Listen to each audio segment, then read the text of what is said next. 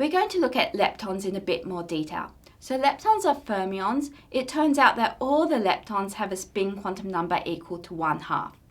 Because they're leptons, they're not affected by the strong nuclear force. So there's 3 negatively charged leptons. These all have exactly the same amount of charge. We've got the electron, the muon, and the tau. Each of these leptons has an associated antilepton. So we've got the positron, which is the anti-electron, we've got the anti-muon, and the anti-tau. Now it turns out that each of these leptons and antileptons has an associated neutrino. So we've got an electron neutrino, a muon neutrino, a tau neutrino, as well as an anti-electron neutrino, an anti-muon neutrino, and an anti-tau neutrino.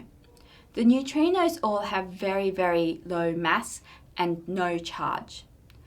All of our leptons have no internal structure or volume. They're essentially point-like particles.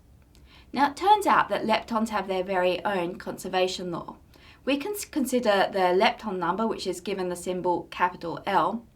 For leptons, they all have a lepton number equal to +1, while antileptons all have a lepton number equal to -1. Any particle which is not a lepton has a lepton number equal to 0. So let's use this lepton number conservation to consider a reaction we've already considered. We've considered the beta decay of a neutron. So we've seen that a neutron can decay into a proton, an electron, and we said that there must also be an anti-electron neutrino. So we'll see why that is now. So on the left-hand side, we've got a neutron. A neutron experiences a strong nuclear force, so is not a lepton, so has a lepton number of 0. On the right-hand side, we've got our proton, which similarly has a lepton number equal to 0. We've also got the electron, which is a lepton, and so its lepton number is equal to +1. And then the anti-electron neutrino has a lepton number equal to -1. So you can see on the right hand side we've got a total lepton number equal to 0, which is equal to what we had on the left hand side. So this is part of the reason why in a beta decay we get the anti-electron neutrino formed as well as the electron. Now it turns out that we also have, in most situations, we have conservation of electron lepton number, muon lepton number, and tau lepton number. So let's consider an example of a case where this holds. We can consider the decay of an anti-muon. So an anti-muon has a muon lepton number equal to -1. When it decays into a positron, an electron neutrino, and an anti-muon neutrino.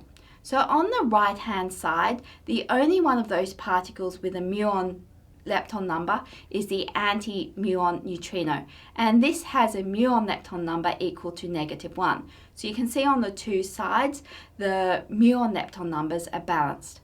Now on the right-hand side, we also have a positron with an electron lepton number of -1 and an electron neutrino with an electron lepton number of +1 formed. So the electron lepton numbers on both sides of the equation are also equal to 0.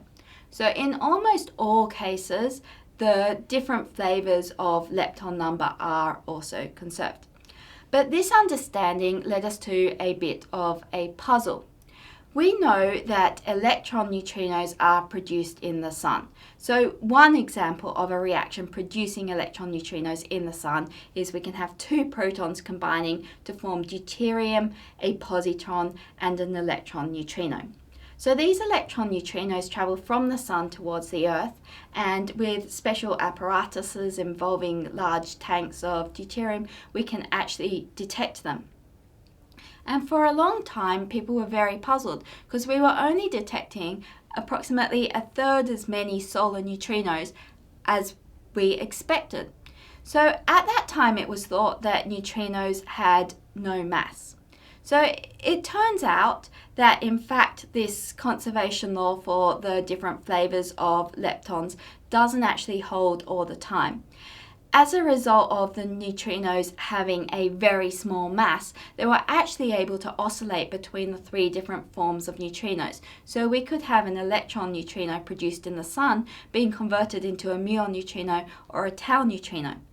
So as they travel from the Sun, they oscillate continually between the three forms of these neutrinos, and on the Earth we are only detecting the electron neutrinos. So this explained why we were only detecting a third as many as we expected. By the time they reached Earth, a third of them approximately were muon neutrinos and a third were tau neutrinos, and these were not being detected by our apparatus. So this was really good evidence that the neutrinos were not actually massless as was initially thought. They did have some mass, and with this mass there's mechanisms that allow them to oscillate between the three different flavors.